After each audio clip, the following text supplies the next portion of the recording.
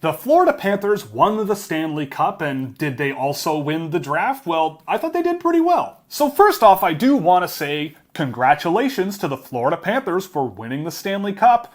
It was by the skin of their teeth, but they did it, so good for them. I'm doing it because nobody did it at Sphere, which I found kind of entertaining, but maybe the league told teams not to, so I have to step in. The Florida Panthers did not have a first-round selection, but they did trade up and get one in the second round from the Toronto Maple Leafs, and with it, drafted the player that I was absolutely ready to select with that second-round pick in Leif Erikson. I love Leif Erikson. I think there's so much potential here. Super smart transition player with really good skill that he applies really intelligently. He played up the lineup on his men's team during the playoffs this year, and in my opinion, did not look out of place. He's got a shot that he definitely needs to use more often. He goes to scoring areas off the puck and does pretty well in that area as well. He mucks it up and grinds along the boards, and I think if he fills out a little bit, he'll only get better. And I think he brings a really well-rounded game that I think elevates players around him really well. He's such a talented puck mover and sees the ice really well. And I do think Leif Erikson is a really interesting bet, especially in this range of the draft. At 97th overall, the Florida Panthers drafted a player that honestly I'm a little surprised was still available in Matias Shuravan. Now, I saw Shuravan a lot this year at various levels of play in Russia. To me, he was outmatched in the KHL, he was a little bit untested at the Russian Junior League, and he did look solid in the second division in Russia. Now, what Shuravan has going for him is a really great set of feet under him. He's super mobile, really fluid on his feet, and there's some flashes of skill there that are really impressive. Now, the questions really come with his decision making and taking on a lot of pressure on his own and not seeing guys in his peripheral that are forechecking against him, and it led to some, well, embarrassing turnovers here and there. But the fundamentals are really strong with Shuravan, and I thought he would be gone well before 97th. I did have him lower than average at the end of my second round, but in the third round, if you want a big, rangy defenseman like so many teams seem to want, Shuravan was a really, really good example of that. So again, a really solid pick from the Panthers. At 129th, they drafted Simon Zheter. Now, I have not been a huge fan of Zheter this year. I tracked a few games of him over the few months that started the year and then checked in on him later in the year. I mean, look, I'm going to say this, but in a respectful way.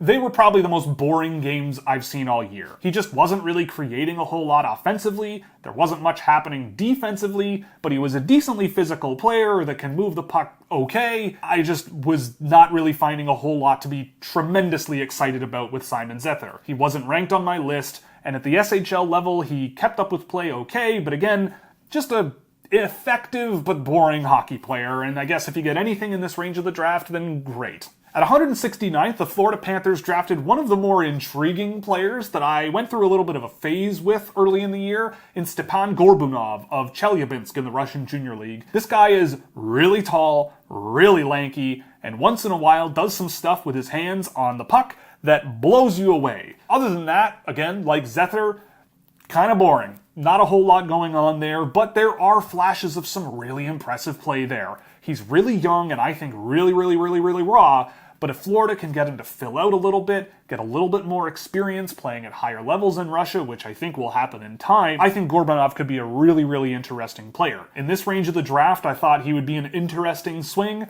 I think there were other players that brought more now, but if you think with a development perspective, Gorbunov was a really interesting case. Then in the 7th round, the Florida Panthers drafted Hunter St. Martin of the Medicine Hat Tigers. A player undrafted last year, St. Martin was actually interesting when I went and looked at him after the draft. I'm not really sure if there's an offensive player there much at all in the NHL, but he is a pretty decent skater with a good stride that covers a lot of ice really efficiently. He closes gaps really well, and I found him to be a really effective forechecker for the Tigers this year. He's intense at both ends of the ice, and I think brings some intriguing tools that may become an interesting asset to at least have on your AHL team in a couple of seasons. I don't have much else to say about St. Martin, but it was an interesting selection and one of the more impressive players of the ones that I had never heard of or seen going into the draft. And with the 201st overall pick, they went right where I love to see teams go, which is re-entry Russian goaltenders playing for horrible teams in Russian hockey. And bonus points for drafting a guy with this name because I'm going to have to read it and spell it out for myself.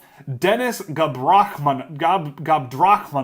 Denis Gabrachmanov. I went and watched him after the draft, and I mean, let me tell you, he faced a lot of pucks. By my math, he was facing 34 shots a night, turning away 92.5% of them, looked pretty good doing it, and the team in front of him did not make it easy for him. Again, is there something here?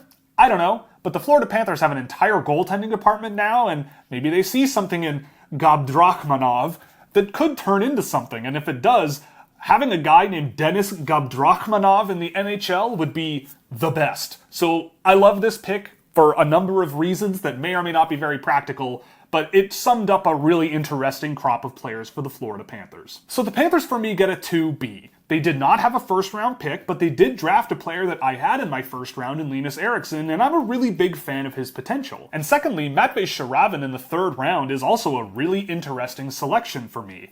I think he brings a lot of upside, especially in that range of the draft, and while he has a long way to get there, they can afford to be patient and leave him in Russia while he does so. Now, I wasn't a huge fan of Zheter, but Gorbunov is an interesting bet late, even though I didn't have him ranked at the end of the year. St. Martin has some interesting tools that I think could project pretty well, and Denis Gorbunov, there's a lot going in his favor. I liked what I saw watching him play. The name is amazing, high workloads. You can leave him in Russia for a while, and we all have reason to believe that they might know what they're looking for in goaltenders and like what this guy brings. So that's it for the Florida Panthers recap video. If you liked it, you can check our description box for a Fanatics affiliate code, where any purchase you make in the store will give us a small kickback, or you could go to Scouching.ca, where a subscription gets you access to a Discord server, exclusive data for draft-eligible players and players already drafted into the NHL, stuff that you won't see anywhere else, so you can check that out at Scouching.ca. And with that, we move on to the next team in our list, which is the Minnesota Wild.